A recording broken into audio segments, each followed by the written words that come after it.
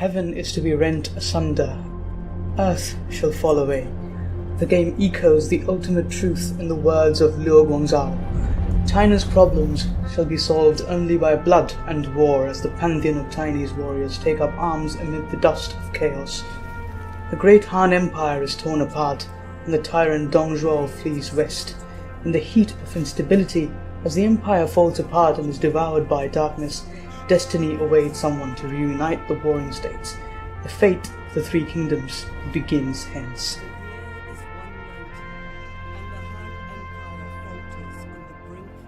Total War Three Kingdoms is Sega's latest turn-based real-time strategy game, a transition from the European forefront and their fantasy series Warhammer to the Chinese mainland.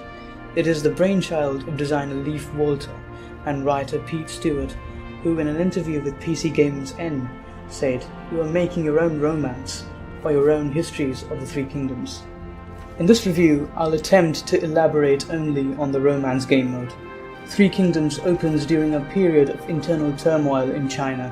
The fall of the Han dynasty has paved a way for other warlords to rise to higher rungs of authority, burgeoning power expeditiously. There is not one vacant throne, but as many as three. You assume the role of one of China's leading warlords, whether it is as the cruel and merciless general Cao Cao or the benevolent and honorable Liu Bei. Your objective is to claim emperorship through war and diplomacy. The romance mode offers a wide range of narratives, where your decisions will reflect on the character of your generals. Will you be a ruthless tyrant or a virtuous ruler? The choice is yours. Diplomacy in Three Kingdoms has been refined and crystallized to comprise a number system which determines the likelihood of a proposition being accepted or declined. Food resources now can be exported to or requested from your allies on a 10-turn basis.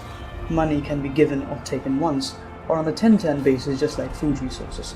Trade, however, is a step down, which now requires you to share land borders between allies or rivers with trading ports. Sea trade routes are no longer available. A nation with limited trade is a paragon of weakness. On the other hand, a state with numerous trade deals and allies can emerge as a strong nation. Ancillaries come in different forms: weapons, armors, mounts, followers, and accessories. These are supplements which can be given to different generals to increase their attributes or give them new abilities. They can also be offered to different nation-states in return for something. The quid pro quo is fairly balanced, and if you are falling short on money, you can always sell off your ancillary assets in return for money paid for the first 10 turns. In the meantime, you can upgrade your commanderies to add more slots for buildings, upgrade your city and the existing buildings, that is, build labor camps to increase population, economic buildings to increase your income per turn, government buildings to combat corruption, collect tax or increase public order by building temples, or build granaries to stockpile food supplies. Construct military infrastructure to better guard your holdings or improve your outer counties by building or upgrading grain or livestock farms in order to increase food production, or build mines to multiply your income. Armies can be raised inside your territory. Generals come in 5 categories: champion, commander, strategist, sentinel, and vanguard. Different categories of general can recruit different kinds of troops. Armies can have a total of 3 generals along with their own retinue of 6 units per general. Troops can vary anywhere from saber militia infantry to polearm infantry to ranged archer militia and siege equipment like trebuchets that appeared first in China during the 4th century BC. Units can form different formations. Polearm infantry can form spear walls, and shielded polearms can form turtle formation and hollowed squares. These defensive formations can be used to negate cavalry or infantry charges. Sword units can subsequently form shield walls. Loose formation is effective in protecting your troops against missile damage, but against charge attacks it is vulnerable. I usually put my missile units in loose formation behind line infantry to protect them from both frontal melee charges and enemy missile damage, while concentrating my trebuchets on enemy cavalry to break them. Archers can shoot both standard and fire arrows, the latter adding punitive moral penalty to the enemy unit. Trebuchets can fire both normal and flammable shots. The latter, which is explosive upon contact, causes significant amounts of casualty. At the same time, I focus my cavalry upon enemy missile units, charge into them and rout them.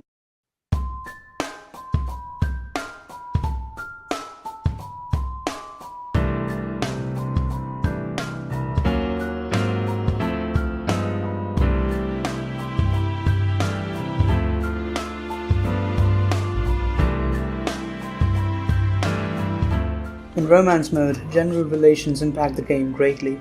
Any character can develop opinions about their fellow peers, whether they are in a friendly faction or in an enemy faction.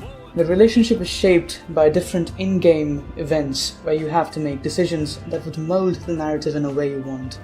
Depending on these factors, harmonious or disharmonious relationships are formed where characters may become friends or sworn enemies. It is convenient to drive incompatible generals out of your army or from your court, as they tend to cause dissatisfaction and dissent. Since defections from ministerial positions cause civil wars, it is always better to banish generals or court officials who are in cahoots with the enemy.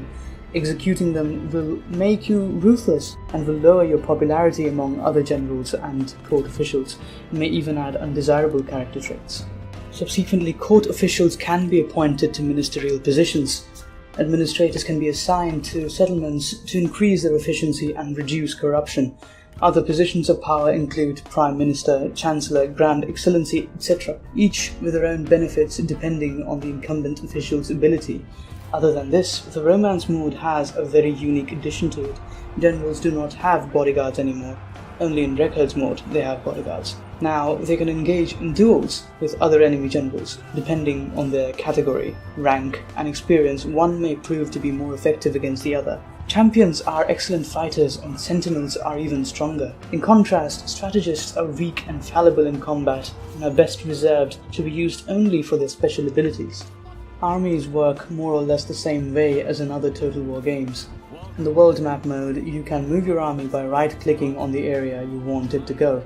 After a definite length of marching, your armies will need rest and cannot move until the next turn. Armies have 4 different stances, and their movement speed also greatly depends on these stances and the terrain they are traversing. When encamped, your army will quickly build up fortifications to protect itself from enemies while at the same time replenishing. In normal stance, your army will move at a normal pace while replenishing and gathering supplies. In forced march stance, your army will be able to travel long distances at the expense of being ambushed. In ambush stance, your army will set up an ambush and automatically engage the approaching enemy.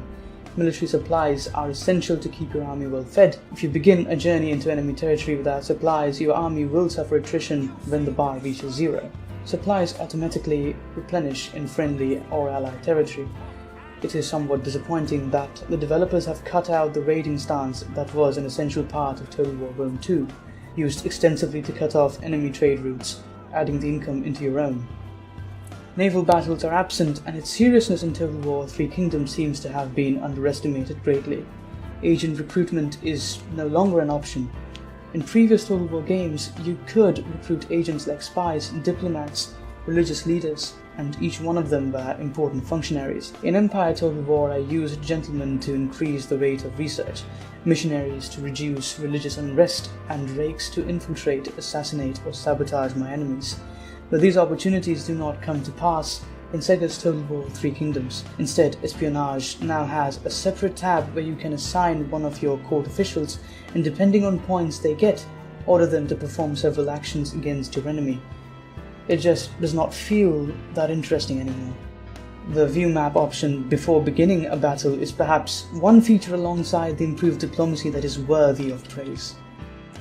Coming to research, it is imperative to mention that Three Kingdoms does not have research buildings or the option to research technologies. It has been replaced by a pathetic reform system where you must introduce new reforms every 5 turns. The competitive value that there was before in Empire or Shogun 2 has been nicked away. The previous ability to control research that took several turns to finish no longer finds a place in Creative Assembly's Three Kingdoms. The question remains, what good are schools and educational facilities then? So far, they only affect character development and reduce the cost of agricultural buildings. There are essentially 5 arcs, each featuring different characters: Coalition, Tyrant, Outlaws, Governors, and the Yellow Turban Rebellion. Different factions have different abilities. Cao Cao can manipulate the attitude of different factions through diplomacy, whereas Liu Bei has the power to unify with other factions. Liu Bei can also make others abdicate emperorship. Another very praiseworthy feature is the faction rank. Certain features are unlocked when you have conquered sizable portions of land and risen through the hierarchy. Once you have reached the rank of Duke, your nation will become a duchy. Subsequently, you will be allowed to maintain vassals. Vassals can be coerced into subjugation through war, or they can be subjugated if their attitude towards you is positive. Vassals can be guaranteed autonomy, an option conferring them with the ability to wage wars without permission from their overlords.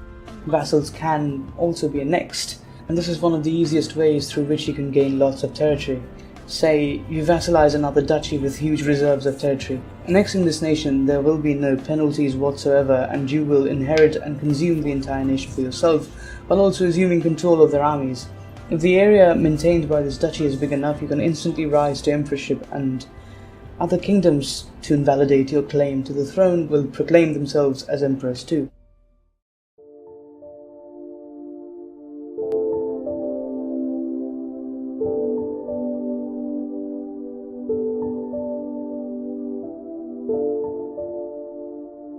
Total War Three Kingdoms is set in tumultuous times, in times of great upheavals, when the small principalities of China were warring amongst each other over territory and power. The narrative revolves around a superficial plot which introduces many instances of decision-making. It does not coerce you to rely on it. Instead, it is you who shapes the narrative in a way you want, people you want to make enemies with, territories you want to annex, generals you want to do away with. Although within a constricted framework of choices, you are given free reins to decide the fate of the empire you are building and how you want to build it, whether tyrannously with an iron hand or righteously with conscience. It embodies a complex build of forces operating in coherence with one another on the one hand and in conflict on the other. It has its moments of joy over victory and rage over defeat, where you'd feel like restarting from the last checkpoint or quitting the game altogether. It is superbly designed with new elements like the duel and the relationship system, but it really feels like a missed opportunity for Creative Assembly to not include naval battles, given the importance of some of the rivers in China. They have cruelly downplayed the significance of agent recruitment, a system that had been there even in some of the oldest Total War games. To remove something that important is like a slap on the face of a fan who has been following the series for a long time. I miss sabotaging settlements with spies, assassinating enemy generals, and disrupting enemy supplies. I deprecate the dismissal of some of the most iconic elements in Total War series. But how can one be vexed looking at the gorgeous sight of night battles, where the land is lit up by lanterns and fire arrows veil the sky, a forest burning in yellowy red haze yonder? It melts me to even hate this brilliant failure of a masterpiece. The mesmerising visuals slash out all its shortcomings like sharp wind against a thin leaf, almost hypnotically, almost magically.